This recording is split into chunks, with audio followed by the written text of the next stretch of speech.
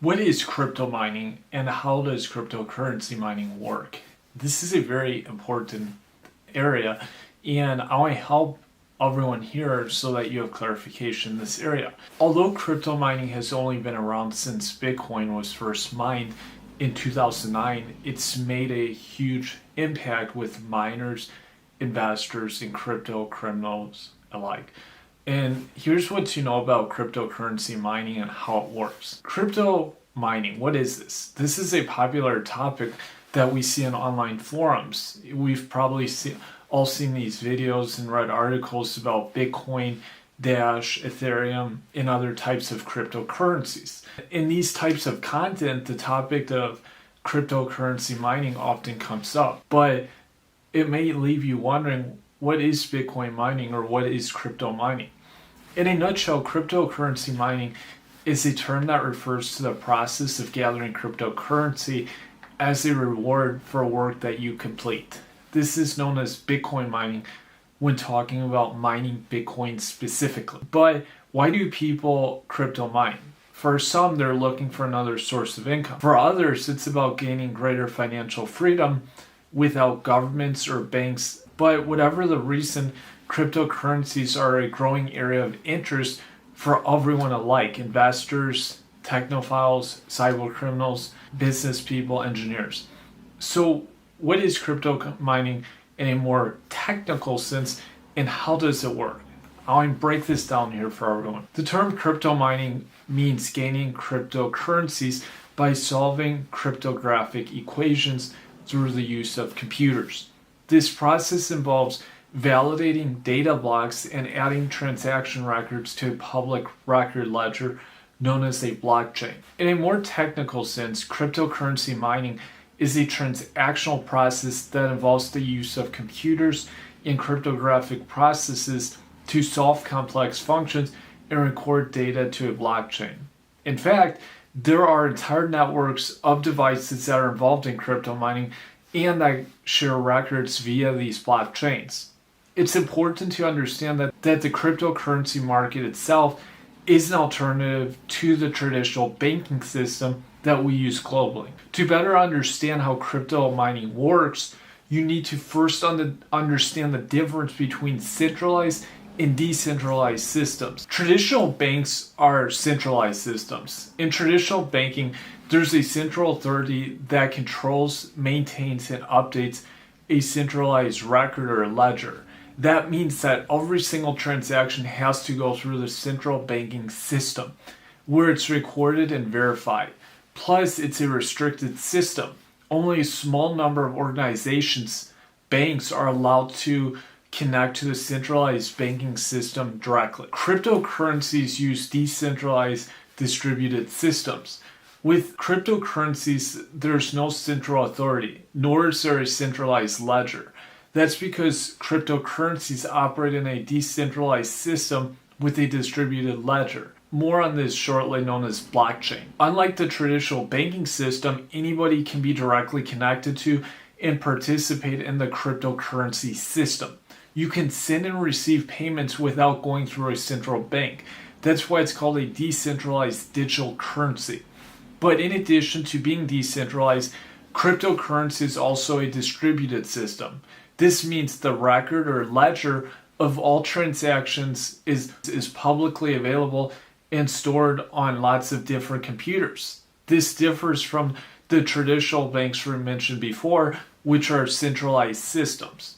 But without a central bank, how are transactions verified before being added to a ledger? Instead of using a central banking system to verify transactions, for example, making sure the sender has enough money to make the payment, cryptocurrency uses cryptographic algorithms to verify transactions. That's where Bitcoin miners come in, performing the cryptographic calculations for each transaction, which adds up to a lot of computing work. Miners use their computers to perform the cryptographic work required to add a new transaction to the ledger. As they think, they get a small amount of cryptocurrency themselves. Now, let's go through the terms centralized, decentralized, and distributed to help you better understand what I'm discussing here. Traditional centralized currency system in the US operates through the use of computers, networks, and technologies that are owned, operated, and maintained by financial institutions. So whenever you send money to a family member or a friend, that transaction goes through your bank. A decentralized system, on the other hand, operates using a network of separately owned, operated, and maintained devices. They lend their resources to create this decentralized network and share the responsibility of verifying the transactions, updating and maintaining redundant versions of the ledger simultaneously. Here, there's no singular centralized authority that maintains a single ledger like there would be in a centralized system. So when we talk about distribution, what do we mean? Distribution refers to a synchronized ledger that is shared across various locations by multiple participants, known as nodes, which serve as observers and verifiers of their transactions. Now, is crypto mining legal? In general, the answer is yes. Determining whether crypto mining is illegal or legal primarily depends on two considerations. One, your geographic location, and two, whether you mine crypto through legal means. However, where you start to tread into the territory of illegal activities is when you use illicit means to mine cryptocurrencies. For example, some cybercriminals use JavaScript in browsers or install malware on unsuspecting user devices to hijack their device's processing power. This type of cyber attack is known as cryptojacking. But it's important to note that cryptocurrency mining is viewed differently by various governments around the world. The US Library of Congress published a report stating that in Germany, for example, mining Bitcoin is viewed as fulfilling a service that is at the heart of the Bitcoin cryptocurrency system. The LOC Library of Congress also reports that many local governments in China are cracking down on Bitcoin mining, leading many organizations to stop Bitcoin altogether. Furthermore, some countries view cryptocurrency mining profits as being taxable, while other countries view the fruits of such activities as non-taxable income. We'll talk more about what makes cryptocurrency and crypto mining so appealing in a bit, but first let's break down cryptocurrency mining and how it works. In a nutshell, crypto miners verify the legitimacy of transactions in order to reap the rewards of their work in the form of cryptocurrencies. To understand how most cryptocurrency mining works in a technical sense, you first need to understand the technologies and processes behind it. This also includes understanding what blockchain is and how it works. The first thing to note is that two things are essential to the concept of blockchain: public key encryption and mathematics. While I'm definitely a fan of the first, I'll admit that I'm not as strong in the second area. However, public key cryptography and math go together in blockchain like burgers and beer. Traditional cryptocurrencies such as Bitcoin use a decentralized ledger known as blockchain. A blockchain is a series of chain data blocks that contain key pieces of data, including cryptographic hashes. These blocks, which are integral to a blockchain, are groups of data transactions that get added to the end of the ledger. Not only does this add a layer of transparency, but it also serves as an ego inflator when people get to see their transactions being added or chained to the blockchain. Even though it doesn't have their name listed on it, often still evokes a sense of pride and excitement. Now, breaking down the roles and processes within the Bitcoin blockchain. There are several key components and processes involved in the creation of a blockchain. For this explanation, we're going to use Bitcoin as our example. 1. Nodes. These are the individuals and devices that exist within the blockchain, such as your computer and the computer of other cryptocurrency miners. 2. Miners, which are the specific nodes whose jobs are to verify or solve unconformed blocks in the blockchain by verifying the hashes. Once a miner verifies a block, the confirmed block then gets added to the blockchain. The first miner who announces to the rest of the node that they've solved the hash is rewarded with a cryptocurrency transaction. This is a thing that this party started. The cryptocurrency mining process rolling. To put it simply, a transaction is an exchange of cryptocurrency between two parties. 4. Hashes. These one-way cryptographic functions are what makes it possible for nodes to verify the legitimacy of cryptocurrency mining transactions. 5. Nonce. A nonce is a crypto speak to describe a number that's used only once. It's a random or non-repeating value. In crypto mining, a nonce gets added to the hash in each block of the blockchain and is the number that the miners are solving. Consensus algorithm. This is a protocol within the blockchain that helps different nodes within a distributed network come to an agreement to verify data. 7. Blocks. These are the individual sections that comprise each overall blockchain. Each block contains a list of completed transactions. 8. Blockchain. The blockchain itself is a series of blocks that are listed in chronological order because previously published blocks can't be modified or altered after they've been added to the blockchain. This provides a level of transparency. Now, a step-by-step look at the crypto mining process. 1. Nodes verify transactions are legitimate. Transactions are the basis that a cryptocurrency blockchain is built upon. Let's consider the following example to understand how this comes together. Let's say you're a crypto miner and your friend Andy borrows $5,000 from your friend Jake to buy a new high-end gaming setup. It's a top-of-the-line computer that's decked out with the latest gaming setup, and you know everything from the LED keyboard and gaming mouse to a multi-wide screen display and killer headset. To pay him back, Andy sends him a partial Bitcoin unit. However, for the transaction to complete, it needs to undergo a verification process. 2. Separate transactions are added to a list of other transactions to form a block. The next step in the crypto mining process is to bundle all transactions into a list that's then added to a new unconfirmed block of data. Continue with the example of the gaming system transaction. Andy's Bitcoin payment to Jake would be considered one such transaction. By adding their transaction to the blockchain, once the verification process is complete, it prevents double spending of any cryptocurrency by keeping a permanent public record. The record is immutable, meaning it can never be manipulated or altered. 3.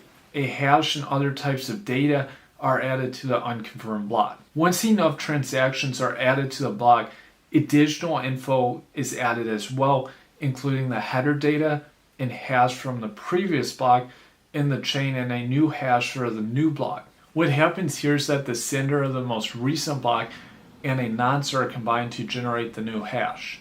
This hash gets added to the unconfirmed block and will then need to be verified by a miner node. In this case, let's say you're just lucky enough to be the one to solve it. You send a shuttle to all the other miners on the network to say that you've done it and to have them verify as well. 4. Miners verify the block's hash to ensure the block is legitimate. In this step of the process, other miners in the network check the veracity of the unconfirmed block by checking the hash. But just how complex is a hash? As an example, let's imagine you apply an SHA-256 hash to the plain text phrase, "I love cryptocurrency mining," using a hash calculator. This means that the phrase would become a very complex number. Now, I don't know about you, but I'm certainly not going to be able to read or decipher what this long line of text means, and this will become very complicated in this case. 5. Once the block is confirmed and the block gets published in the blockchain. On the crypto miner side of things, this is the time for celebration because of the proof of work, which is now complete, POW. The POW is the time-consuming process of solving the hash and proving to others that you've legitimately done so in a way they can verify. From the user side of things, it basically means that Andy's transfer of a partial Bitcoin to Jake is now confirmed and will be added to the blockchain as part of the block. Of course, as the most recently confirmed block, the new block gets inserted at the end of the blockchain. This is because blockchain ledgers are chronological in nature and built upon a previously published entry. Now, how these components work together in the blockchain ecosystem. How does this ledger stay secure from manipulation, unauthorized modifications? All of the transactions for the ledger are encrypted using public key cryptography. For the blocks to be accepted, they must utilize a hash that the miner nodes on the blockchain can use to verify each block is genuine and unaltered. So who updates the blockchain and how frequently? Because there's no centralized regulating authority to manage or control exchanges, it means that the computers that mine the specific types of cryptocurrency are all responsible for keeping the ledger current. Any updates to the blockchain are frequent. For example, BuyBitcoinWorld.com estimates that the Bitcoin blockchain gains a new block every 10 minutes through the mining process. With a cryptocurrency blockchain, anyone can see and update the ledger because it's public. You do this by using your computer to generate random guesses to try to solve an equation that the blockchain system presents. If successful, your transaction gets added to the new data block for approval. If not, you go fish and keep trying until either you're eventually successful or you decide to spend your time and resources elsewhere. Now that you understand what cryptocurrency mining is and how it works, let's take a few moments to understand the attraction of cryptocurrencies. Why is crypto mining such a big deal? Very common question. People love being able to use money digitally. Credit card, debit card services like PayPal, Venmo, TransferWise make it easy to buy items online and send money back and forth to your friends and family. In a world with e-commerce sites and next day delivery service, many people don't want to deal with the hassle of paper, cash, and coin currencies. But what leads people to engage in crypto mining? There is not a one-size-fits-all response to that question. After all, people have different needs, interests, and goals. We'll explore just a few of them here now. 1. People seek greater privacy and control their finances. Not everyone is as trusting of the existing systems, and some would prefer to have greater control and privacy when it comes to their finances. The ideal here is that Uncle Sam does not need to know when you purchase underwear or how much you spent on that new surround sound audio system. To avoid being part of the traditional centralized banking system, some people keep money under their mattresses or rolled up in old coffee cans in their pantries. But there's another way that people can keep their money out of the traditional centralized banking system: by mining for and using cryptocurrencies. Cryptocurrencies such as Bitcoin, Dash, Ethereum, and Monero offer a certain level of anonymity to users. And why? Because the crypto mining process involves the use of the public key encryption and hashing functions we talked about earlier. 2. It's all about the Benjamins. Data from Coherent Market Insight indicates that the global cryptocurrency mining market is expected to surpass $38 billion by 2025. For some, crypto mining can be incredibly profitable and is thought to be a great investment. But for many users, this often is not the case because there are a lot of resources that go into mining them and often not a high return. Some cryptocurrencies such as Bitcoin are worth a lot of money when you cash them in. Part of this is because they're limited terms of supply, maxing out at a total of 21 million. And there are already 18.5 million Bitcoin that have been mined. And people have the option of buying and selling fractions of Bitcoins, which are known as Satoshi. There are 100 million Satoshi per Bitcoin. 3. Crypto is still new, exciting, and shiny. Let's face it, there are people out there who want to ride the newest technology wave to be part of the experience. Essentially, they want to be part of the new next best thing. But how many people are involved in crypto mining? In a recent survey done, they found that now over 1 million unique Bitcoin miners exist. And to think that number is just for the people who are mining Bitcoin specifically. If Bitcoin mining is so simple, why does not everyone do it? This is a very common question. 1. Crypto mining is resource intensive. For one, cryptocurrency mining nowadays requires a lot of resources in both in terms of computing power and electricity. Why? Because crypto mining requires a lot of computing power to generate new guesses continually.